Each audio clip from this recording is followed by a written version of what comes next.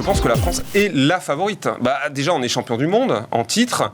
On a une équipe exceptionnelle. On a des joueurs qui peuvent faire la différence à n'importe quel moment.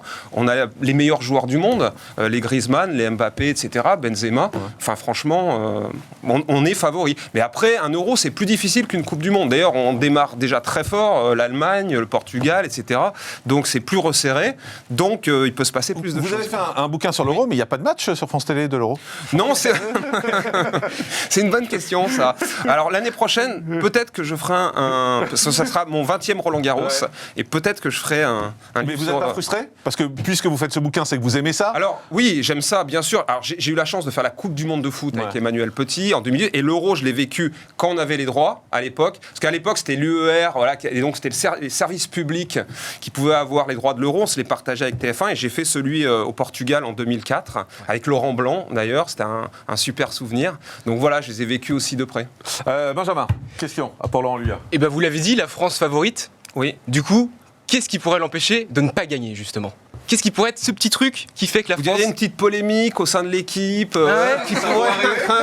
Non, je pense que Didier Deschamps est un garçon, au-delà de ses qualités, très intelligent. Et je pense qu'il canalise, même si parfois il peut y avoir des petites étincelles, parce qu'il y a des égos très forts, c'est des joueurs qui sont mondialement connus.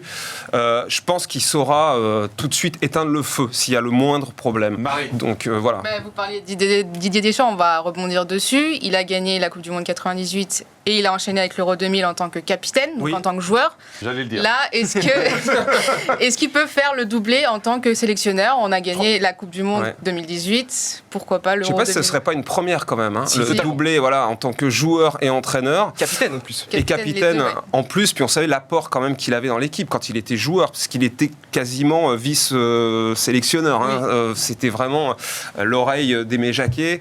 Et moi, je pense qu'il peut le faire, bien sûr. Est-ce qu'une victoire de la France, vous pensez que ça peut calmer l'état d'esprit de la France, de la société française? Vous avez peut-être vu le débat juste avant sur ce plateau, on s'intéressait pour savoir si on était dans une France apaisée ou pas. En tout cas, si elle était apaisée, c'était pas apaisé sur le plateau.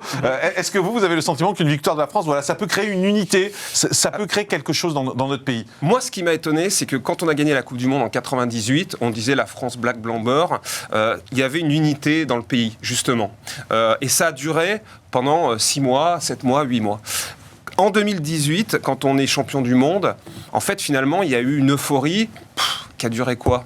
1 semaine, 2 semaines. Et puis après, on est retombé dans les travers et les divisions de la société. Donc, pour répondre à votre question, je ne suis pas sûr qu'à l'époque actuelle, ça puisse se ressouder. Non, c'est vrai qu'on est dans une société qui est compliquée en ce moment, à tous les niveaux. Benjamin. Est-ce que vous voyez une surprise pour cet Euro ?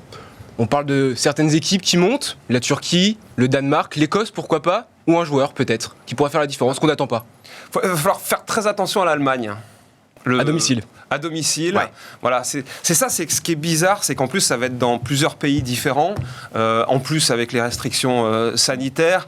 Donc, ça va quand même jouer un rôle, je pense, le fait que tout ça soit délocalisé, que ce ne soit pas dans le même pays.